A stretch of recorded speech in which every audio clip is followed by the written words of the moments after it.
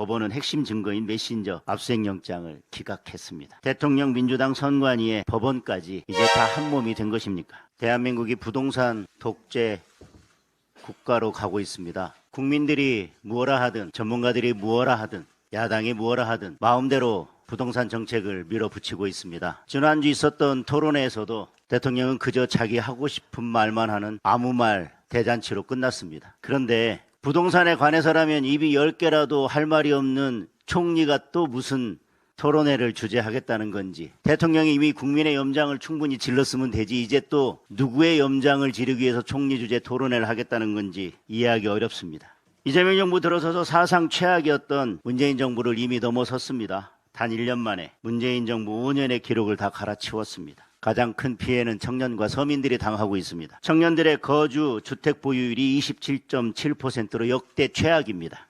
2019년과 비교하면 무려 13%나 떨어졌습니다. 월세 비중은 54%를 넘어섰고 빌라, 오피스텔 월세까지 폭등했습니다. 그런데 이재명 정부는 이에 대해서 어떤 대책도 내놓지 못하고 있습니다.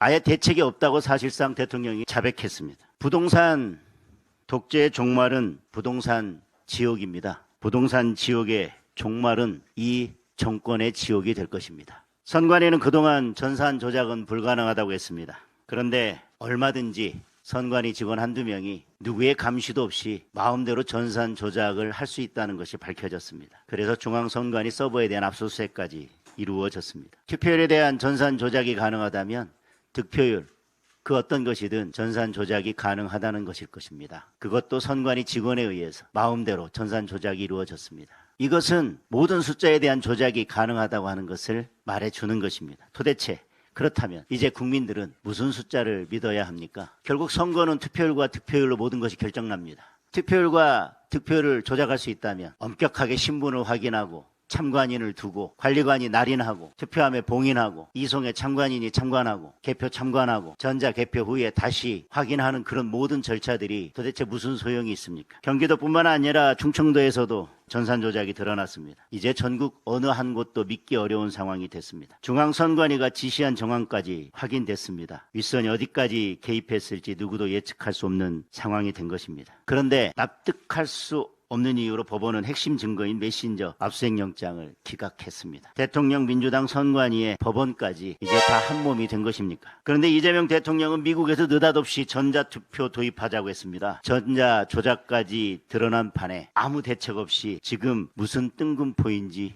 이해하기 어렵습니다. 결국 특검이 출범해서 수사의 속도를 내야 할 것입니다. 저는 오늘 오후에 중앙선관위 선거소청 심리에 나가서 직접 구두 변론을 할 예정입니다. 선관위는 끝내 방송 생중계 요구를 거부했습니다. 투표용지 부족에 전산 조작까지 드러났습니다. 무엇을 더 감추려고 방송 생중계 요구를 거부하고 있는지 납득하기 어렵습니다. 국민의 시선이 두렵기는 한 것입니까? 결국 생중계를 거부하는 선관위, 그리고 국민특검을 미루는 민주당, 그리고 메신저에 대한 영장을 기각하는 법원, 지금 이 참정권 사태에 대해서 안일한 태도로 일관하는 모두가 공범일 것입니다. 그리고 그 공범들에 대해서 국민들이 분노하고 국민들께서 결코 용서하지 않을 것입니다. 이상입니다.